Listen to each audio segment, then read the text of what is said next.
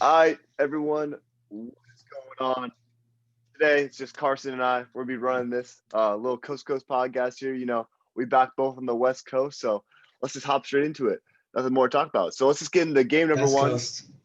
All right, so Saints Falcons, Saints 21-16 over the Falcons.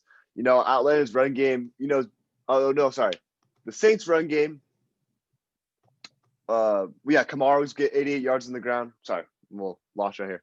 My notes were messed up. So Atlanta's run game That's all good. struggles as No, you're Kamara chilling.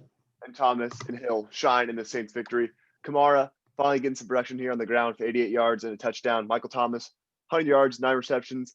Taysom Hill, 83 yards on the ground and 232 yards in the air, 2 TDs. Julio and Ridley, both over 90 yards. And Carson, what do you guys think about this one? Like you touched on it, Kamara, he had like an RB1 type day. 17 points. That's like his fourth lowest scoring day of the season, which is like incredible. And then Michael Thomas, with another 19-point game, like he had a couple weeks ago against the Falcons as well. And I think he's like a really, I think if you made like a big trade for him or you have been stashing him on your bench, I think these playoffs, it could really pay off because his upcoming schedules like Philly, KC, Minnesota, Carolina, those are 4 like super exploitable defenses. And I think he can just consistently keep dropping like numbers like these. And then as for the Falcons, like the Saints defense, like, showed out again, showing like how elite they've been, Ridley, Julio, Engage. They all had like decent games, like you said, but I mean, only 15 points. I mean, we've seen them do much, much better. And then I think it's like time to like look away and like potentially even like drop like Todd Gurley. Like he has less than 7 points in the last 3 weeks. He's been having knee issues again. And I think it's like time to, just like you can't really trust starting him. And it's sad because he's had like a surprising, pretty good run this year in fantasy. But I don't really know about him too much anymore, especially like with that knee issue coming back. Like, it's scary. It's sketchy. I literally had that on the top of my list. I was like, he's losing value. I would not trust him, even at a flex. Like, especially going in these playoffs. I know tough. there's a lot of players. You got to get some production and some value, and he's definitely someone that if you're in that race for the top, being in the championship in your league, I'd drop this guy or just I mean, I'm guessing your trade deadline's over with, so just get rid of this guy. Yeah, so. If you have him as a flex, like start like anyone else, like with like any sort of upside, like unless they're going up against like a crazy good defense, or I don't know, even that, like it might be like a better option, you never know. I just do not trust him. All right, well then we'll get into this next game. So we got Lions Bears. You want to start off with this one? Yeah, Marvin Jones Jr. I mean, he had like one of those random like Marvin Jones Jr. games that he always has like every couple of like days or every couple of games each season. He had 20 plus. And another 17-point game for Adrian Peterson with Swift and carry on missing time. And if they're going to continue.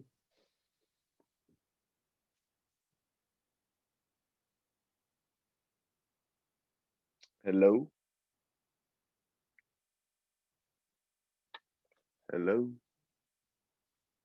1 second, everyone. Just technical difficulties. Hey, you kind of cut out there. You good? Yeah, are we good now? Yeah. Yeah, I'm so sorry. I know I was talking and then I saw like my Google Docs was like trying to connect. I'm like, oh, my Wi-Fi. Yeah, you're talking about Adrian Peterson with a 17-point game. Yeah. Peterson dropped 17 points with Swift and carry on out. And if they have to keep missing time, I would definitely look to start him again next week against like Green Bay because they've been terrible against the run. Oh yeah. I mean that is kind of tricky though because they are terrible against the run, but then also like I expect them to like have the lead for the most, like Green Bay to have the lead for the most part, so they might have to pass. So still a little risk there, but I think there is some potential for another good game. Hawkinson again with a solid outing. And then Cephas keeps getting more work with Galladay out. So yeah, the Lions looked okay, and then Montgomery surprisingly just keeps going off for some reason, back-to-back 20-plus point games. He has a really good playoff schedule with Houston, Minnesota, Jacksonville. So could have some some really good value there as well. Komet had a nice game with 14 points, and then Jimmy Graham with a massive bust. I mean, I know like, he's not like a crazy, fantasy asset, but I think still like a lot of people are having to like start him, especially with like injuries and whatnot. He put up a goose egg. He only had like one target, so that sucked to see. But yeah, not the best game fantasy wise for either team. Yeah, I mean, Allen Robinson was not a great game. But no, one of the things that you were talking about when you talked about Peterson going in the next game, it's going to be really interesting because, you got Jair's going to be guarding Marvin Jones because Kenny Galladay's sidelined for next week. We got confirmation. It seems like it's going to look that way with him and Swift. Probably not going to be available for this next game. So it's going to be interesting. Are they going to stick to this run game? We know Green Bay has a very suspect run defense, but, that might be where they're going to try and focus this week. But then again, it's that poor linebacker play that they're getting out of Green Bay. So we'll have to see there. And then, but Peterson, I mean, if it comes down to it, like we're going back with Gurley. If it's Peterson or Gurley, I'm probably going to take Peterson. He seems to be the guy that's getting honestly a lot more work. And I mean, if you looked at that, going back to that Atlanta backfield, I mean, there's 3 guys that were getting multitude of carries. You didn't know who was going to get what. So that's true. Yeah, exactly. But, another thing I saw, Stafford with his 400-yard game ties Brady for the same amount of 400-yard games of their career, which, in the end, I mean, Stafford's just a guy that, Stafford's just been a guy that, has been known for throwing like tons of yards. So it's never been a team that's been, known for their running game. I mean, their running game. And they're usually down in most games, whereas Brady is usually like up in most games. You got to take that. So going in this next game, probably one of the most, entertaining and really good for fantasy this week was the Browns versus the Titans. 41-35, Baker, 4 first-half touchdowns. Browns were able to hold on against a late Titans rally, which, came too late as the Browns moved to 9-3, and they look like they're going to make the playoffs, which is pretty crazy to see from a team that just a few years ago went 0-16, and now they could possibly win, 11, 12 games, which is ridiculous. Oh, dude, they have that first wild card spot, I think, like kind of locked in at this point. Yeah. I mean, I'll see percentage-wise, it's in the 90s that they're going to make the playoffs. But dude, it's insane. They actually kind of like living up to like what everyone thought they were going to do last year. Like they're just doing this year. Yeah. It's dope to see. Good for them, man. But no, so continuing that, Rashard Higgins, Donovan Peoples-Jones both go over 90 yards and score touchdowns. Nick Chubb with one of his worst games of the year with 80 yards and a touchdown. This guy's someone that you expect to get 100 yards out of every time he plays. It's just crazy, That's what we know from. He's so good. Someone, Carson, I know that you were really happy to have on your team this week was Corey Davis with an absolute monster game, finishing as wide receiver 1 this week. 11 receptions, 182 yards, and touchdown. How about you touch on that? Oh yeah. To put some context, like in our fantasy league, I was playing Jose. Sadly lost. I mean, thank God he's not here to rub that in my face. But anyways, I had Keenan Allen and then I had CeeDee Lamb, and I'm like, CeeDee's going up against like the Ravens. I don't really trust him. So I look on my waiver wire and Corey Davis is still sitting there for some reason. I think just because it was still the playoffs. Like everyone's basically out. It's like last 4. And I'm like, how is this guy on waivers? So I copped him. Like, this guy has way more upside than Hollywood Brown. And, he finished as the number 1 receiver. That's, got to be, the greatest, 1-week waiver wire pickup this season in our league. But anyways, he went insane. 11 catches, 182 yards, and a touchdown. A.J. Brown, a little more quiet than usual for 4 receptions for 87 yards. And then, Derrick Henry with an absolute dud, like a dud of all duds, especially this late in the season where it's fantasy playoffs and a lot of people are counting on him, especially what he did last week. Massive dud. But it was Tannehill and then the Corey Davis show, they went off. And then like you were saying with the Browns, they looked really, really good. And I think this is their signature win of the season so far, in the regular season, because I think we've all kind of thought they're little pretenders. They've gotten lucky with being able to capitalize on bad weather games, and this was going up against the Titans, kind of a AFC rival, and blew them out of the water. They not blew them out because the Titans got some garbage time touchdowns, but Yeah, they looked really good. They actually looked legit for I think the first time like all season. Yeah, but I mean, going on for the Browns, they do have a tough schedule coming up. They do play Baltimore, fresh Yeah. off a victory against, a very subpar Cowboys team. Sorry, Mhm. Jose. But they got the Ravens, they got the playoff bound Giants, and then they got the Jets and the Steelers. So it'll be interesting to see. I know I've heard a lot of talk, especially someone I watch is Colin Coward. He thinks that the Browns can beat the Steelers now, but we'll see about that. I have some opinion of that when we get to that game. But it'll be interesting to see how the Browns do down the stretch. But I think 10, Yeah. 10 wins should secure them in the playoffs, no doubt. So, Yeah, 10-6, massive dub for the Browns organization for yeah, sure. exactly. So, we'll hop into this fourth game. Dolphins Bengals. Not something that needs to be talked about too much. This was a very not interesting game. 19 to Yeah. 7. Two makes the return though, and Miles Gaskin. Miles Gaskin gets 141 scrimmage yards, 90 rushing, 51 receiving, and Mike Gesicki with a big game, especially for a tight end and someone that Massive game. we've Yeah. been looking like someone that's been really like on the radar in a lot of fantasy leagues. Looking around, Hmm. 9 receptions, 88 yards, and a touchdown. I mean, obviously the touchdown helped, but 9 receptions, 88 yards is just big for a tight end in general. Especially, someone Mike Gesicki, coming out of Penn State, he's had a lot of promise, and now he's beginning to show this. Hopefully he does end up being that safety blanket for Tua. But Yep. something I was watching this game a little bit, and I noticed William Jackson III was doing a very good job covering Devontae Parker. I was watching on Red Zone, and Devontae Parker had numerous attempts to score in the end zone, and William Jackson was guarding him. And I believe, I know he's going to be a free agent at the end of this year, so it'll be interesting to see if a team, it's more of a contender, that picks up this guy because he's been having some promise in his career and a little up and down. But yeah, otherwise, Tyler Boyd, 1 catch for 72 yards, a touchdown.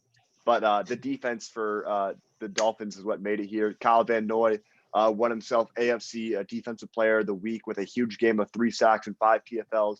And Xavier Howard gets his league-leading 8th interception of the season, but was ejected from the game due to a fight. Anything else to add? You basically covered everything. The only thing that I have to add is like we got robbed of not having Burrow in this game. That would have been awesome to see.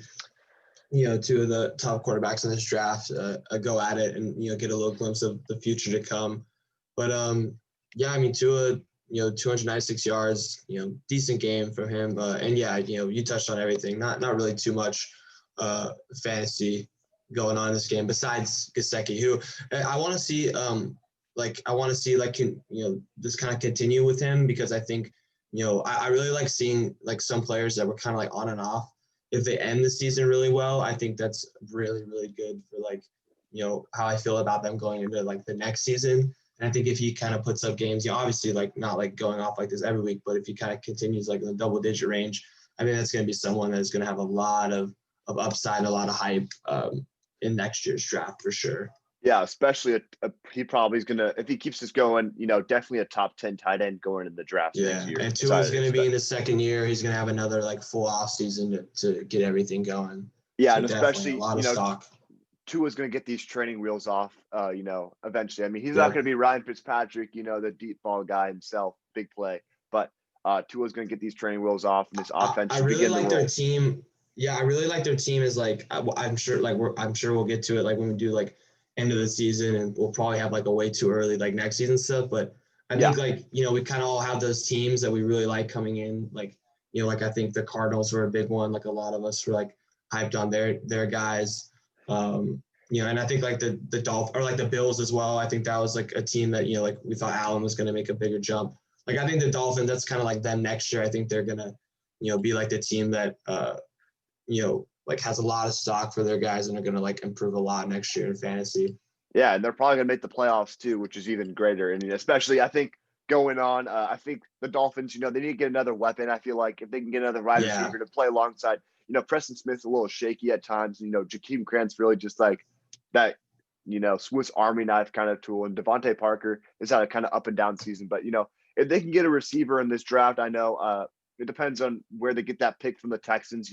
If they somehow can secure someone like, I don't know if they'll be able to get someone as high as Jamar Chase, but a Jalen Waddle, a Devontae Smith, it'll be interesting to see. And I mean, that's something that we'll be covering in future episodes, I'd imagine. So yeah, or also like go out and make a trade. Like I mean, we saw this year the Cardinals Stephon and Diggs the and Hopkins. yeah, Diggs and Hopkins. I mean, look how well they've been working out. If there's a a receiver that is not liking their situation, like go out and get them. I know they have the pick capital. Like I know they have some like young guys or whatever they could probably deal. Like go out and get a receiver like that. Like you said, I think they're like one or two like weapons away from like being really legit. I And think Tua just evolving. Yeah, I'd honestly look for someone like Will Fuller if it comes down to it. I think he's gonna be someone that's He's gonna be on gonna the be a free market. agent. Yeah, go out and sign him. Yeah, exactly. Well, let's get into this next game. A really interesting game between the Vikings and the Jaguars. Carson, I'll let you tackle this one. I mean, another or a really good fantasy game because going into OT, pretty cringy though with all these field goal misses, but I mean it's okay. Just we got more fantasy points out of it. Robinson just keeps killing it. Another good game with 22 points. Chenault with a crazy touchdown catch off like ricocheted off someone. He ended up having 15 points. That was really about it for the Jags, who surprisingly kept it close. But then as for the Vikings, I mean, like all their main guys all had great games. Cousins, Jefferson, Cook, and Thielen. Let's start with Cousins. 3 games in a row, he's had more than 300 yards and 3 touchdowns. But I kind of look for that to regress because he's going to have to play Tampa Bay next, Chicago next, and then New Orleans as well. And then Justin Jefferson, he's been awesome all season, especially the last few weeks. Another great game with 27 points. It seems like he's always open, and I think now, especially after Herbert's, we'll get to him, his bad performance against the Patriots. He has to be at least in the mix right there with Herbert for offensive rookie of the year. And then Cook and Thielen, I mean, doing what they do, 20-plus points. I mean, what else do you have to say about them? They've just been amazing all season. So, yeah, Vikings, they're stars. Big day for all of them. Yeah, I mean, it's going to be interesting to see, like you were talking about, because, it's been an award that's been primarily gone to quarterback play. I mean, we've seen Odell Beckham Jr. as a receiver. I think he was the last receiver to win this award. I mean, an absolute historical rookie season. But the thing is, Justin Jefferson's on the same path. I mean, he's probably going to get double-digit touchdowns. He could go over 1,200 yards. He's only 12 games in. I mean, there's still a few more games playing this season. And this Viking team's fighting for a playoff berth. I mean, they very well can make it. I believe they're in the last wild card spot right now at 6-6, but they're also competing with the Cardinals, a team that, has been really falling off ever since that Hail Mary play. So it'll be interesting to see there. Yeah. But Kirk Cousins, though, I mean, I've seen a lot of stats about him. This one I saw on Twitter earlier. Since 2015, quarterbacks with the most 300-yard passing games, 3 TDs and 0 interceptions. He leads those since 2015 with 14. Ahead of Drew Brees, Tom Brady, Aaron Rodgers, Mahomes. I mean, Mahomes wasn't playing in 2015, but all these guys, I mean, as much hate as he gets, he's a great quarterback, but he's also been surrounded by some great weapons. Justin Jefferson's been one of the greatest rookie wide receivers we've seen in a while with his production. Kirk Cousins in the 10 a.m. slot or the 1 Hall p.m. slot. Hall of Fame. Hall of Fame, but just we can't get him on prime time. But when he's on red zone and stuff, he's fire. He's always on point. Oh, exactly. Well, let me hop into this absolute dumpster fire of a game. Raiders Jets. Former Jets defensive coordinator Greg Williams calls an engage 8 on 4th down as Derek Carr lofts the ball up for Henry Ruggs III. As the Jets lose their most winnable game they will get this year, in my opinion. Darren Waller, though, was an absolute monster game. He's playing like he's Tyreek Hill. What the heck? 13 receptions, he had 200 yards and 2 touchdowns. Absolutely ridiculous. And of course, he really had a Hill type game. And he's on Chan's team, who happens to be the best player in our fantasy league, unfortunately. But someone that was really interesting to see, Devontae Booker did not play up to what he was expected to do. I mean, I had him in one of my leagues, and people were hyping him up. That he's had some really good performances with Josh Jacobs alongside him. And now Josh Jacobs was out this game. You expect a huge game from him, but he only had 50 yards, no touchdowns. Absolute trash game. But the thing was, the Jets were the ones with the huge running game. They had 206 rushing yards. They had 2 running backs over 70 rushing yards. And Jameson Crowder came back and had a pretty decent game with 20-plus points with 2 touchdowns. But what do you got to say about this one? Yeah, I mean Waller, like you said, like a Tyreek Hill type day. He like was their whole offense, like 200 yards. He dropped like 45 points, which I think I saw on ESPN, which is like the eighth highest scoring fantasy day like of all time, like by a tight end. That is ridiculous. And then with the help of Waller, Carr had his best game. He dropped 30, and then Ruggs, getting saved with that last second bomb. Oh yeah. Um, and yeah, like you said, the Jets running backs like surprisingly really well. I mean, Ty Johnson coming out of nowhere, he's leading with 20 plus carries. He ended up dropping almost 20 points. I thought Frank Gore like was actually going to be like a nice pickup this week. I didn't realize they just decided to like bring in all the rest of their running backs to like get opportunities, but that was a kind of a dud because I have to Get some start him in a youthful league. legs out there. So. Yeah, exactly. Just like anyone else. But yeah, I mean, the best chance. This is probably gonna be the best chance they had to win a game, and they should be glad that they actually called that because yeah, if they won, then it'd be neck and neck with the Jags to see Oh yeah. who's gonna get that top pick. And if I'm them, it's like yeah, I don't want to win this game. Like I want Trevor Lawrence. Exactly. I know there's a lot of question marks around there. I think the obvious decision is to go Trevor Lawrence, but I wouldn't be surprised if the Jets trade this pick, go for more assets and try and Yeah, surround they also Darnold. need like everything else. Oh, So yeah, yeah. Trevor Lawrence, like there's only so much you can do. I mean, we see it with Darnold. Like Darnold has these great flashes, but like there's only so much you can do. Yeah, I think the only untouchables on this team right now are Mekhi Becton and Quinnen Williams. Because Quinnen Williams has been having a really solid year for the Yeah, interior. He's got 6 sacks on the yeah. year. And Mekhi Becton's been one of the most promising tackles in the league this year. So I think those two Mm-hmm. guys are untouchable. But I think Yep. Darnold in the right place, I think anyone knows this should be Yeah, a great asset. So, but yeah, definitely.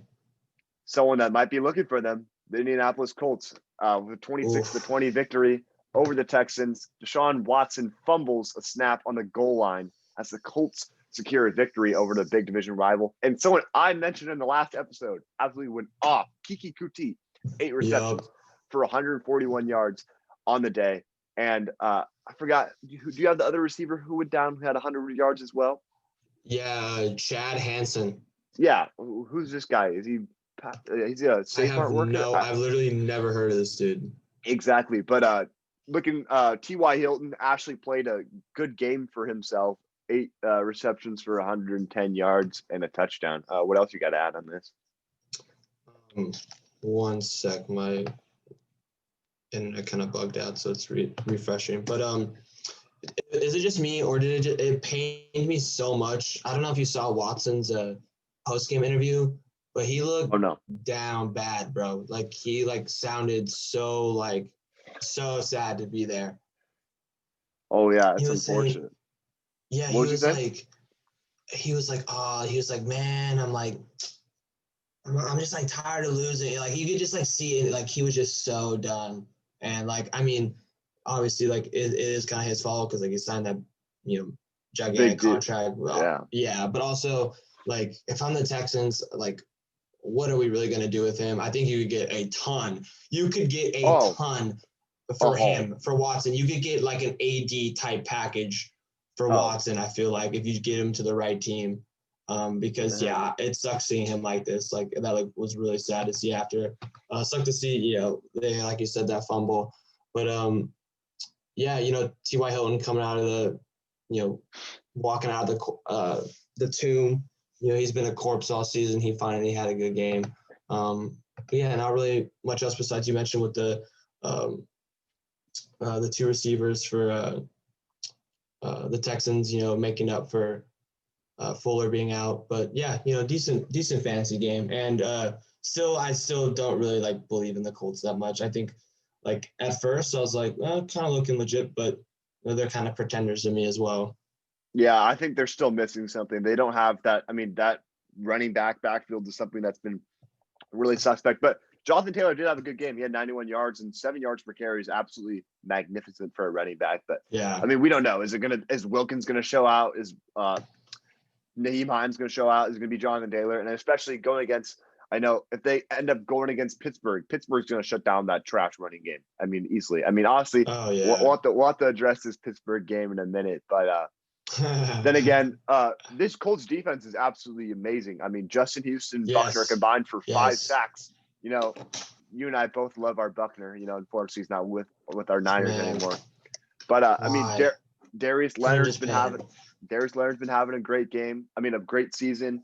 Justin Blackman's been having a great season also. One of the steals Mhm. in the draft in the 3rd round. So, like you said, I probably don't expect this Colts team to win any much in the playoffs. I mean, I would not put Yeah. anything on them to go far, make the AFC Championship. That's not happening. So They would just have to get really lucky, like with their matchup. Like they would just have to get a team that like would, that would like struggle against like a defense like that. But yeah, like if they have to play like the Chiefs or something or what, like I yeah. don't know, like No one's holding those Chiefs anyway. So yeah, no one's holding them.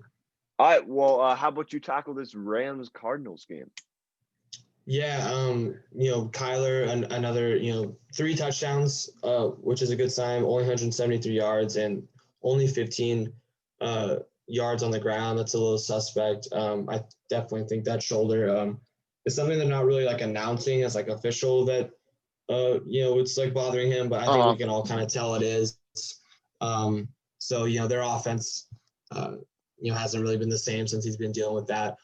Dan Arnold coming out with 2 catches and 2 touchdowns, and then Hopkins getting in the end zone again, having a decent day. He's been kind of struggling the last couple weeks, and and then going to the Rams.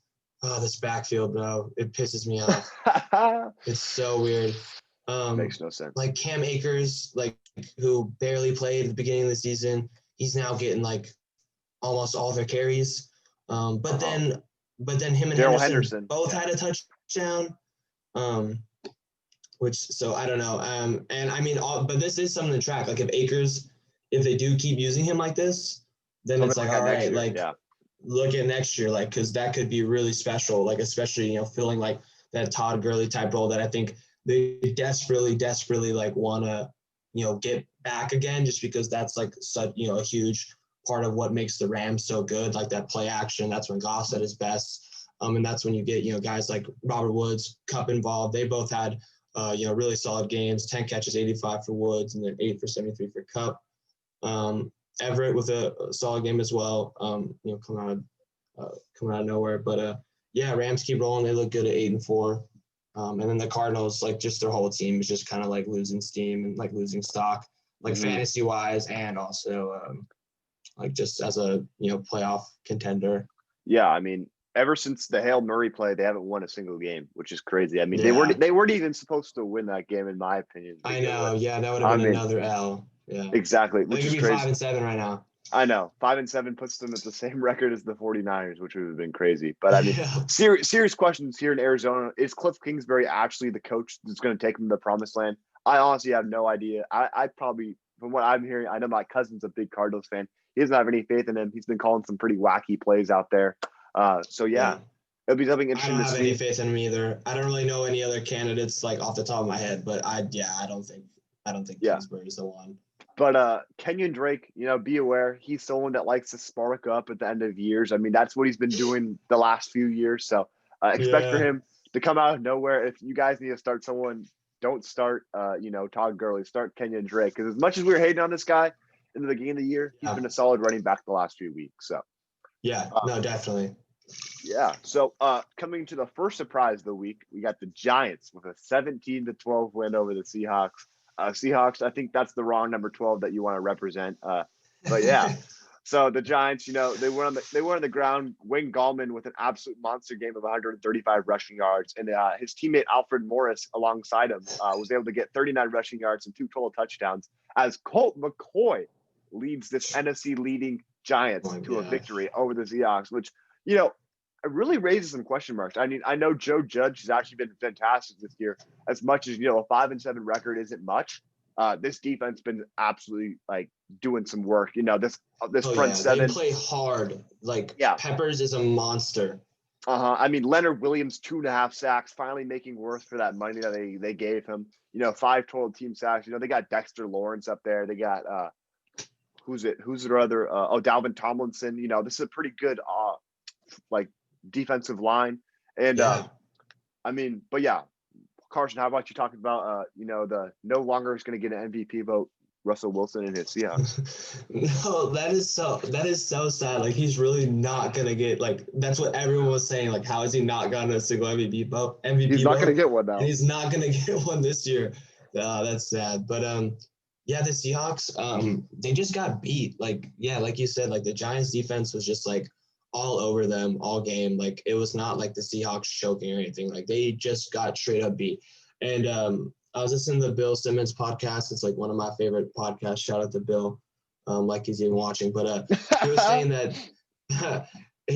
that there's please pick us up, Ringer Network, please. He was saying that there's no way like if they had fans that Colt McCoy would come in and beat Seattle, like in Seattle, like even with their great defense, I still think there's like no way that would have happened. But still, with the circumstances this year, they came in, got the win, and definitely, this and then the Redskins, like NFC East, like just showing out. Yeah. Oh, let me go back to the Seahawks real quick because I barely even touched on them just because I got sidetracked. Metcalf, I mean, had a decent, 13 points, decent game for him and Lockett, still like, despite, the Giants' really good defense, they still had decent days, but we, definitely seen much, much better from them. And then Chris Carson finally getting back to where he was playing at the beginning of the season. Only 13 carries for 65 yards on the ground, but 3 catches for 45 yards and a touchdown. Receiving, which looks really, really good. He had a great day. The real only bright spot from the Seahawks, because everything else, nowhere near how they've been playing the rest of the season. Yeah, I mean, like you're talking about this Giants defense. I mean, James Bradbury's been playing like a top 5 corner this year. Absolutely locked down out there. But I think this Giants team really does have some promise. I've been hearing a lot of chatter about this. I mean, if Daniel Jones can come back, he can begin you to get rid of those turnover problems. I think they do need some more offensive weapons. I mean, obviously they get Saquon back next year, which is going to be awesome for them. But I feel like they're still receiver away. I mean, also Slayton, needs some development out of him. I don't think Golden Tate's going to stay long there. It's going to be interesting to see. I mean, but I think this Giants team, seriously, I mean, from what it looks like, I mean, we're getting into the next game with the Eagles. They don't seem like they have much promise now. I mean, the Cowboys, hopefully they come back to something when they get Dak Prescott, but they still have a lot of questions to answer on their defense. And then obviously the football team still got to address their quarterback issue. I mean, Al Smith isn't going to take you to the playoffs in long and far in this division when it comes down to it. But so let me ask you a question real quick. Yeah. Would you rather have Peppers on the Browns or would you rather have Odell? I don't know. I'd probably take Peppers at this point. From what I've been seeing, like I think Baker so too, plays, man. Baker plays so much better without Odell. Odell's not a bad receiver at all. It's just not a bad mix. It's just a bad fit. That's what I've been seeing. Like I think that I like this receiving group that they have. Like I think Jarvis Landry, he probably should go at this point. He has his good games every once in a while, but he's a pretty suspect wide receiver. I think, if they can find a way to get a good wide receiver, just some solid people around them. I mean, they're going to get something, when they trade David Njoku. It's going to be interesting to see. Harrison Bryant, out of FAU has been having a good season. Yeah, he showed some promise. And if they keep Nick Chubb and Kareem Hunt, that is the nastiest backfield you're going to match up with. You got arguably a top 3 runner of the football with Nick Chubb. I mean, he's not maybe a top 3 running back, but that guy is crazy in yards per carry and so on. And Kareem Hunt is top 15, top 12. You can't argue that. He's been playing super well this season. I mean, they arguably can both go over 100,000 yards. So like you're saying, I think, especially what we've seen, like Anderson Sandejo has been playing trash for these Browns. I mean, obviously they got Ronnie Harrison that's been replacing that. But I mean, imagine you got Julius Peppers is someone you can play all over the field. He's like a mini Isaiah Simmons almost. But I mean, really, like with him, like, and then Garrett too, like then they would look even more legit. And you have to capitalize when you have these 2 running backs because I mean, who knows? Someone's I don't know what their contract situations look like. You're getting Hunt on the cheap. You got to capitalize while you have. Oh, you're cutting out. 1 sec. The fact you have both of them is. Wait, real quick. How much time is it? A 40-minute limit? No, we're good. We can go as long as we want. Oh, for real? Yeah, we're good to go. Kareem Hunt is on a 2-year, $13.25 deal right now, so he's got at least 2 more years out here. Cool. Yeah, dude. Capitalize while you have those, dude. For sure. Well, we'll move on to this next game right here, though. Stop talking about the Browns. We'll get to the Packers and Eagles. Carson, take this away. I'm sorry, bro. My hold on, AirPods problem. cut out. All right, we good. Yeah, doing the Packers Eagles. Yeah. Yeah. Let's start with the Eagles. I feel bad for Hurts. Like he's gonna get the start, but like, is it really gonna do that much more? Just because this team is a shit show. Sanders only 10 carries for 31 yards against the Packers defense. I mean, we've been mentioning a couple of times already in this podcast, like terrible against the run. Greg Ward, the only receiver that really receiver / quarterback had any sort of fantasy value, could 357 touchdown. Yeah, and it just looks so grim for the Eagles. I mean, the fact that like we're only a couple years removed from them winning the Super Bowl seems insane.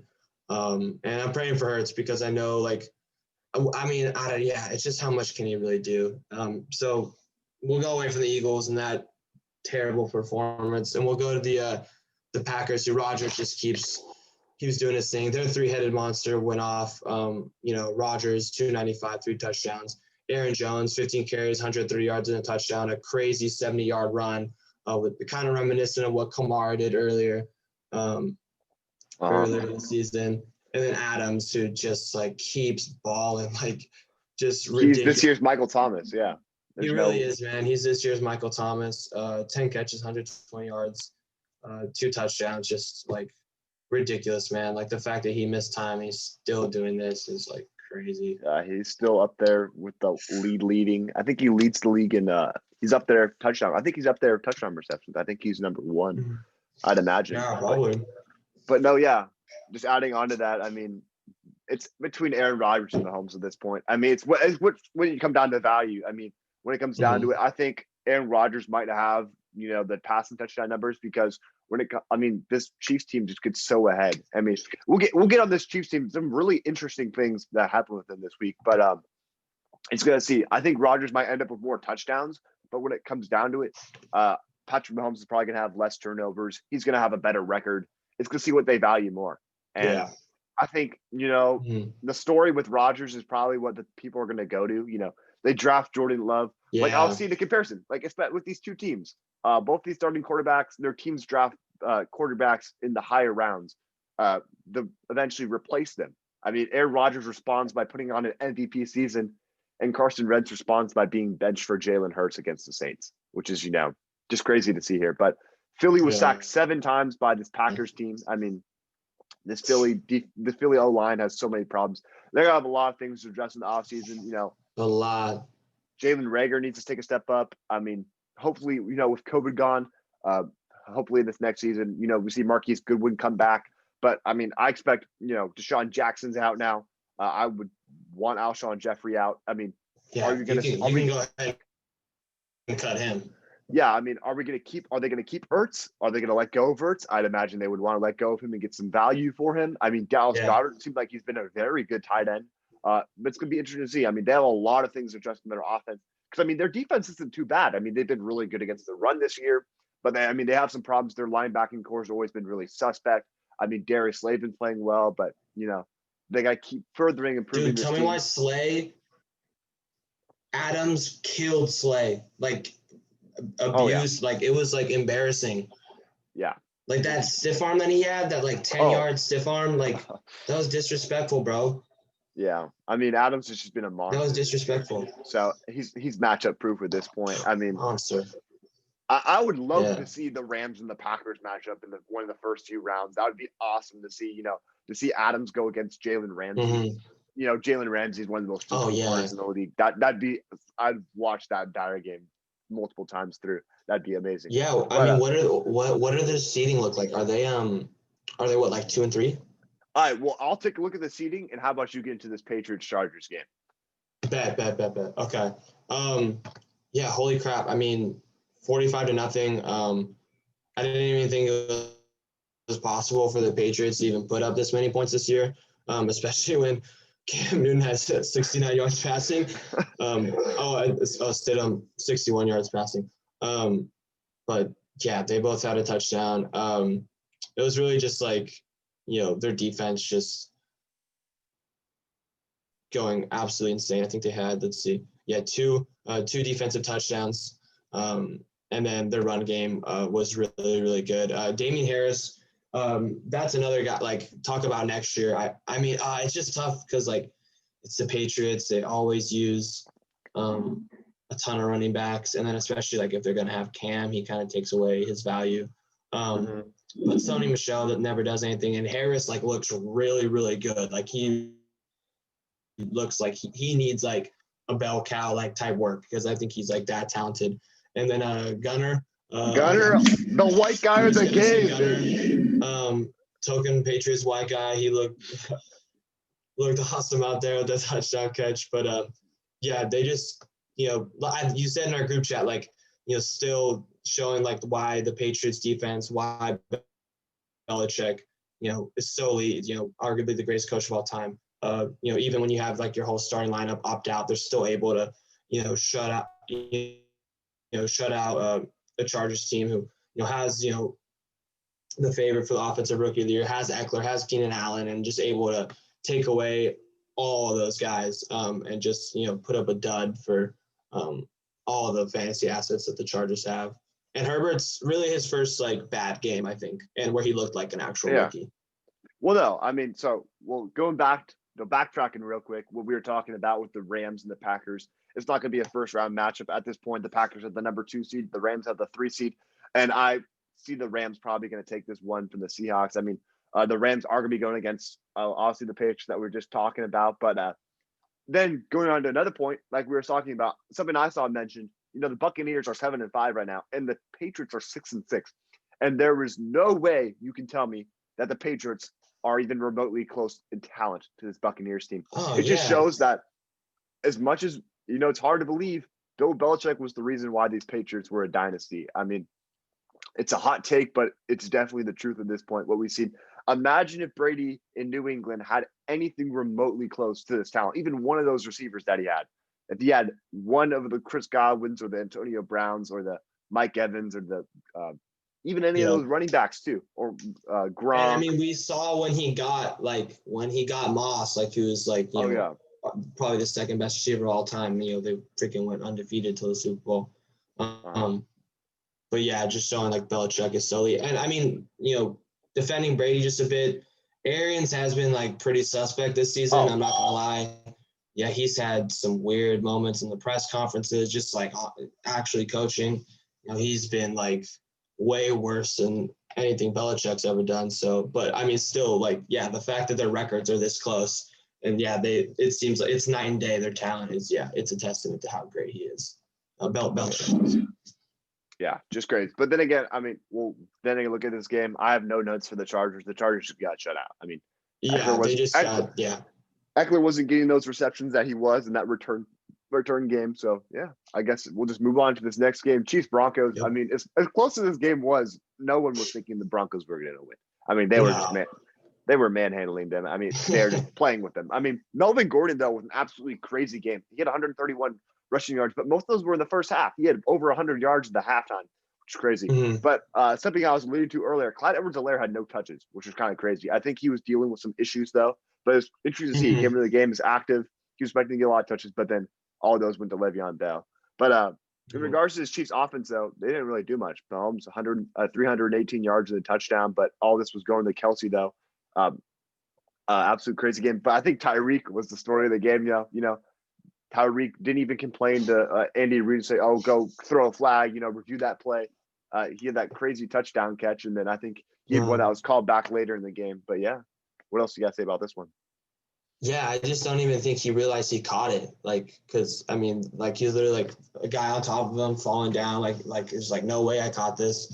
So yeah, that was funny. That could have been a ton of fantasy points for him. But yeah, like you said, it just shows like how good like the Chiefs are because they weren't their usual selves and they're still able to win. Like you said, the scoreboard doesn't really show it, but they won pretty handily. And then when Drew Lock came out for like that last minute drive or whatnot, I had zero confidence at all that he would do like anything. And then we saw he just like turned it over.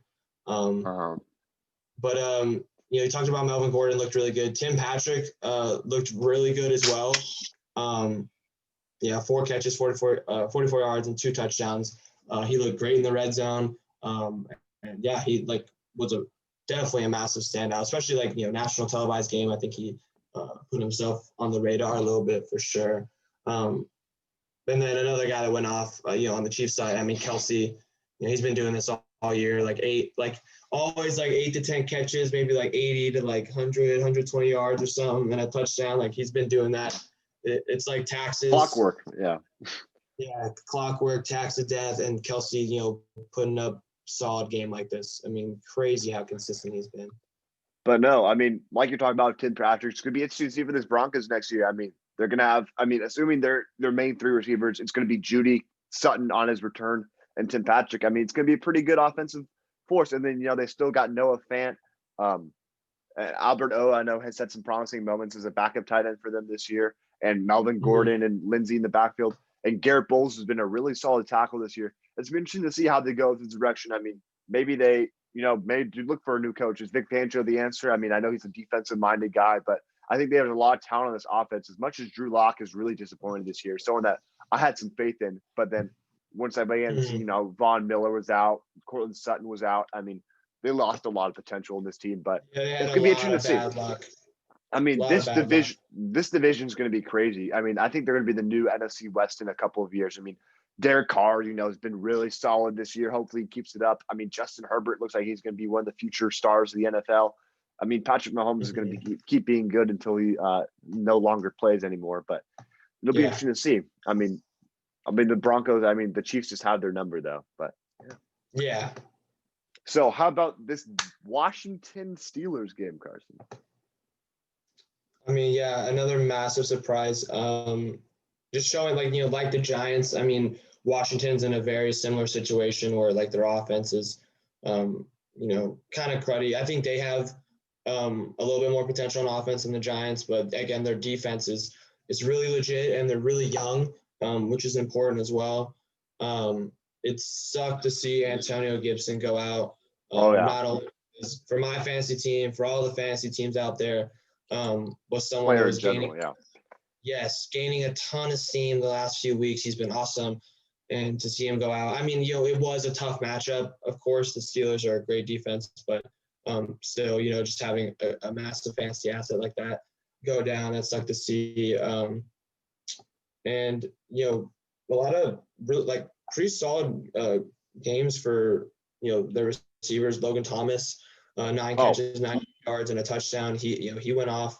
J.D. McKissick, again, who had a lot of potential, and then all that went down as soon as Gibson started doing really well, and they kind of forgot about him. But now with Gibson out, you got to bring that hype back up. I mean, 10 catches for 70 yards. Alex Smith is going to dump it off to him a ton.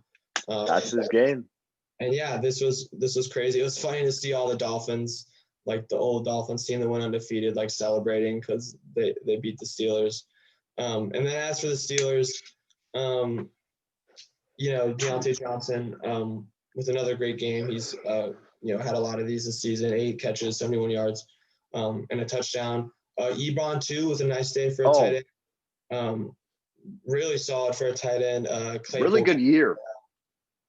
Yeah, he's had a sneaky good year. And then, Claypool got shut out, but it was really Deontay. And then, Ebron with a surprise, good game as well. And then the Steelers, why I think a lot of us were they're a fake, kind of undefeated is they're so one-dimensional. I mean, their running game, 14 carries for 21 yards.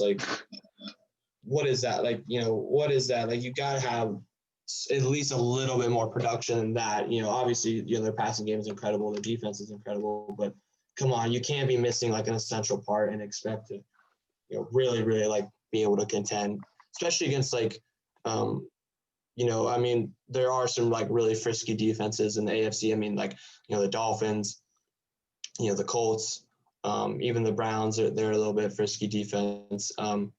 You can't be having that with such a poor rushing attack and be so one-dimensional.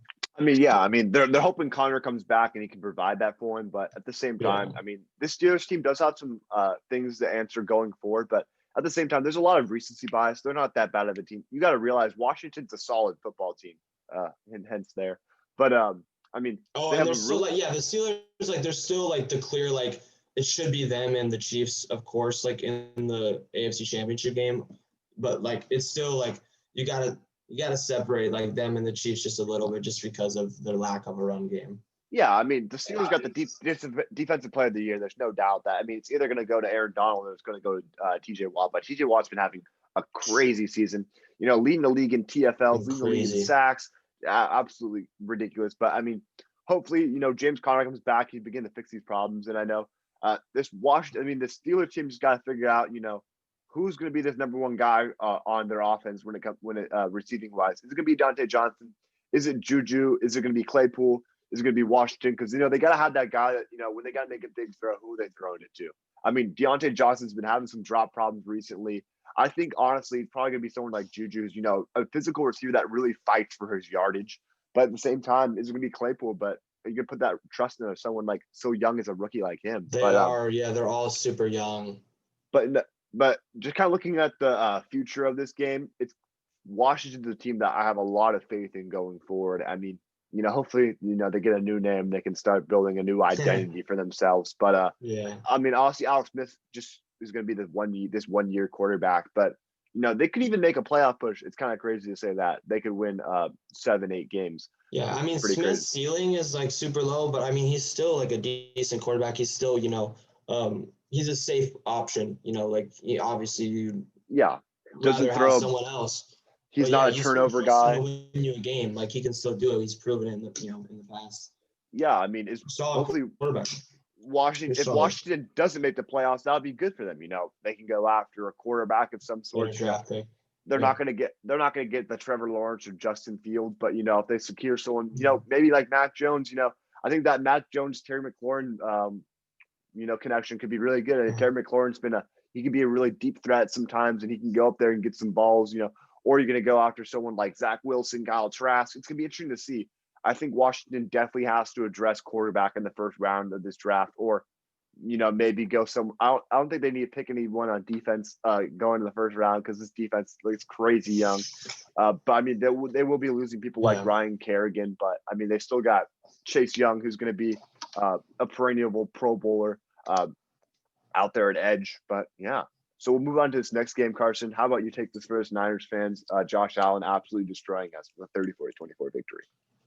Yeah, absolutely destroying us, and I think. I talked about, the Browns getting like their signature win against the Titans. And I think this was like kind of a signature win for the Bills this season as well. I mean, the Niners, obviously had their terrible luck, had their injury woes, but I think a defense and obviously a coach and a scheme that you still have to really respect regardless of who's playing. Oh, yeah. And the 49ers were favored, for those of you in betting, they were like the money line favorites just by a little bit. And I expected it to be much closer as well. And just, because it's just still hard for me to trust Josh Allen all the way. But he looked incredible, shredding up this 49ers defense. Oh. 375 yards, 4 touchdowns. Run game was, solid. Singletary carried 61 yards, kind of been doing that all season. And, Josh Allen looked great, and their receivers just looked incredible. I mean, it seemed like Beasley, Diggs, Davis, they were all open all the time. I mean, Beasley, 9 catches, 130 yards and a touchdown. Diggs, 10 catches, 92. And, Davis, 368 and a touchdown. Just everyone, yeah, they always looked open. Especially Beasley. I was just like, oh my gosh, someone needs to just glue onto this guy. He's always freaking open. And then as for the Niners, Mullins all over the place, 316, 3 touchdowns and 2 interceptions. I expected way more from Mostert. That was someone that I really liked coming into this week. I know ESPN, they wrote about him. They really liked him coming in this week, and he put up a dud. And then as for, our receivers, they looked, pretty good as well. I mean, Ayuk, 5 catches, 95 yards, and a touchdown. Debo looked, pretty solid. And yeah, signature win for the Bills, and sad to see kind of the Niners like still kind of in the hunt, but I think just got to look towards next year for us and just get healthy. Oh, 100%. I mean, it's gonna be interesting to see. I mean, there's all these some Niners fans saying Nick Nolan is going to be the answer. I don't see that. I mean, he's a guy that gets a lot of yardage. I mean, they're throwing up that stat that like, oh, through their first 13 start, Patrick Mahomes, Andrew Luck, and Nick Mullins. Yeah, don't put that guy even near that conversation. Andrew Luck, it doesn't tell the full story. Andrew Luck and Patrick Mahomes are generational quarterbacks. But then again, I mean, looking at this Bills team, like you're talking about, Cole Beasley's probably going to go over 1,000 yards. I know he's at around 800 right now, and Diggs, I think, is over 1,000 yards at this point. It's just crazy to see how, I mean, this Bills team virtually had no weapons going into the offseason. I mean, then they're able to, they got Cole Beasley, they got Diggs. Well, I think Cole Beasley's already been on the team, but I mean, the emergence of Cole Beasley, and then Diggs just opened this up. I mean, it's sad that John Brown hasn't been the weapon that we've seen him be in the past, but I think Davis is kind of moving into that role. Oh yeah. Gabriel Davis has been having a fantastic season, really under the radar. I mean, he's not putting up crazy numbers, but I mean, every time I look over towards him, he's doing something really good. But I think this Bills team is really just either the emergence of Zach Moss or getting a better running back away from being a really strong defense and offense out here in this AFC, and they should be able to run this AFC East. I mean, it's gonna be interesting to see. I feel really good about them like moving forward. And Josh Allen, I mean, he just keeps like, I still need to see in the playoffs with him, but he like just like his maturity this season has just like really improved. Like he looked really, really poised like against the Niners. I mean, 32 for 40, and that's something that I think we would never have expected, from him like last year. And he's just like taking all of these crazy strides, and I hope it continues in the playoffs because I want to see him succeed. I really like him. Yeah, I think because I think they played the Texans in the playoffs last year, and I mean, I think that game ended up going to OT, and the Texans won that, and then they had to pass in that game against the Chiefs and so on. But hopefully, I think this team should be able to win a game in the playoffs. I mean, I don't know. I think they're the third seed in the AFC right now, but it'll be interesting to see how things turn out. I mean, going forward, I mean, they still got to deal with Miami in their division just for future. And I mean, if Bill Belichick still coaches in New England, they're still going to be good. I mean, the Jets wait 3 years and then maybe they'll be beat. Who knows with them? Yeah, they'll probably mess up their drafts anyway. But yeah, without further ado, we'll tackle this last game and then get into our team of the week. So a game that I watched a pretty good, decent amount of was this Ravens-Cowboys game. 294 rushing yards from this Baltimore rushing attack. Exactly. I mean, playing like that record-setting team that they had last year. I mean, Dobbins, Edwards, and Lamar all over 70 yards. It was a crazy game. I mean, it was a very interesting game to see. I mean, as much as the game was close, from what I was watching, the Ravens had the game the entire time. I mean, CeeDee Lamb had some. I know he's getting beat up out there. Had some questionable calls. He's getting held on. Could have been the refs. Who knows? It's the NFL. But I know Marquise Brown had a really good touchdown catch. Miles Boykin was able to get his way into the end zone. But just from what we see, I mean, I'd love to have Jose here to hear his input from the Cowboys. I mean, they just don't have. I mean, without Dak, they're nothing. And I mean, and this defense really couldn't do anything. I mean, and then this Baltimore defensive front was actually kind of able to do some. I mean, they haven't been able to produce the pressure that I've expected them to do. I mean, they got Yannick Ngakoue, and he's been really nothing since he got there.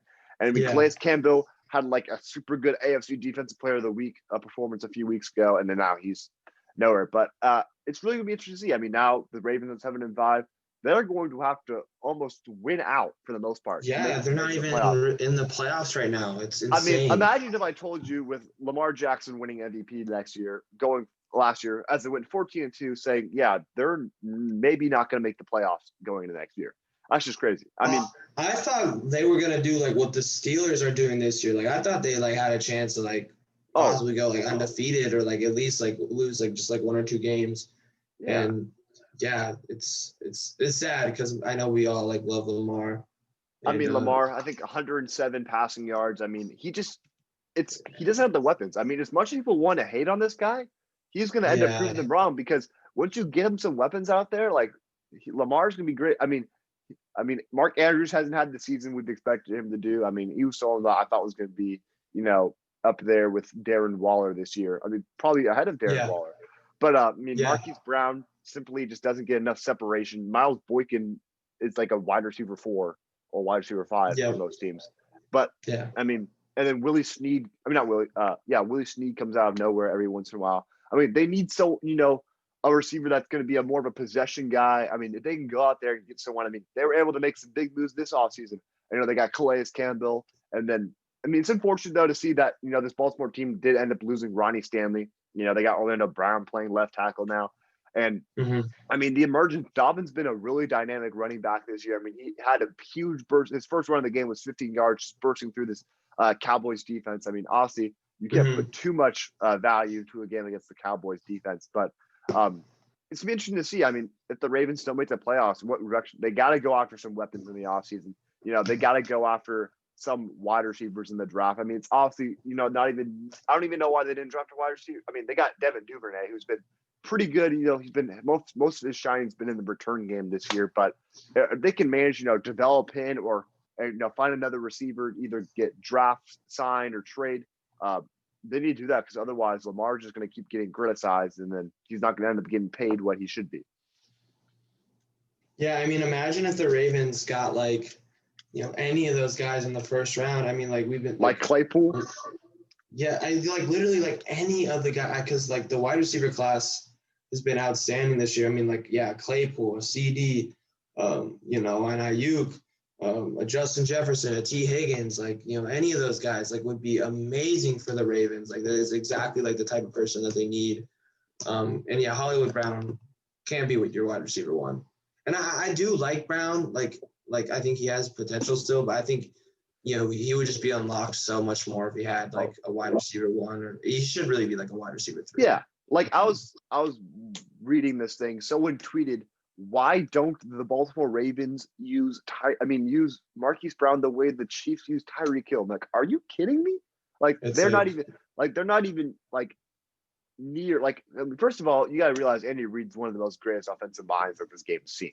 And the thing is, the reason why Hill's getting open so much is because you still got to account for Kelsey. You still got to account for Sammy Watkins. You got to account for Mahomes being able to make any throw imaginable. I mean, no one has the talent like Mahomes when it comes to arm talent. But at the same time, I think Marquise Brown could, he could see flashes of a Tyreek Hill if they're able to, have another person that takes away the pressure off him. And like we're talking about with the Bills. I mean, look what Cole Beasley's done this year with someone like Diggs Diggs alongside him.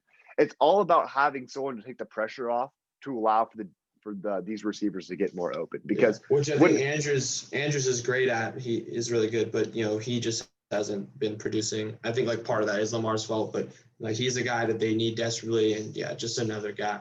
They desperately need another guy. Yeah, so I think Greg Roman and this team just got to figure out what they're going to do, because I mean, if they're going to stick to this rushing attack, they got to go full blown on that. They need to, send in Gus Edwards, who's been an absolute. He's been a tank this season. Been running through. Mark Ingram hasn't been the best this season because he's been out with injuries and so on and so forth. And, keep utilizing Dobbins. I mean, if you saw that Lamar touchdown, he absolutely flew by that. Right back, Van Der Esch was stuck looking at the running back, and he just bolted down the line. I mean, they got to keep utilizing Lamar's ability for that, because in a few years he's not going to be the person that he was in his MVP season. Yeah, exactly. And that's what made their offense so dynamic and their team was so good, because you got Lamar out there running, and whether it's design, get him out scrambling, that is a huge part of his game that opens everything else. And they just haven't really been able to get that. And obviously I think a lot of that's just more film on him, more time to study and prepare. Yeah, I want to see them succeed so bad, man. I'm a huge Lamar fan. It's sucks that they've underperformed. Yeah. All right, well, let's just get into this fantasy team of the week and call it a day. So QB1, Derek Carr with that Hail Mary at the end saved him from Carr. It could have. I think it was going to be Baker Mayfield from when I was looking at it, but ended up being Derek Carr with his 31.74 points. RB1, David Montgomery with his 2 touchdowns and working it through the air, 27.1 points. Really interesting team of the week, actually. RB2, Dalvin Cook, who's usually been RB1, but 23.9 points for him. Corey Davis, 35.2. Wide receiver 1. Wide receiver 2, Devontae Adams, no surprise, with 34.1 points. Like, it was 2 touchdowns against Eagles. Darren Waller was an absolute monster game with 13 receptions, 200 yards, and 2 touchdowns. Gives him the 45 points, secures him easily, like over Travis Kelce, who's usually been in the spot as tight end 1 this week. Flex was Cole Beasley, someone that we've been talking about a lot today, 28 points. Defense, special teams, no surprise, was the team that had the 45-0 victory. This Patriots with 28 points, and then kicker was Harrison Butker with 17.0 points, and that brings your total to 270.04 points. And with all of that, I think we're ready to sign off for today. Carson, anything else to say? Nah, man, just weird to hear Carr, Montgomery as QB1, RB1, and then Davis as well. Like Adams, Waller, Cook, all like usual suspects. Other 3 guys, weird, but yeah, this is a good one. We went in depth. Yeah. This one. So we'll make sure Jose's gonna be back next week. We'll have more content. Expect a lot more coming from us. We have a lot of new ideas brewing up. So without further ado, we're signing out. Peace.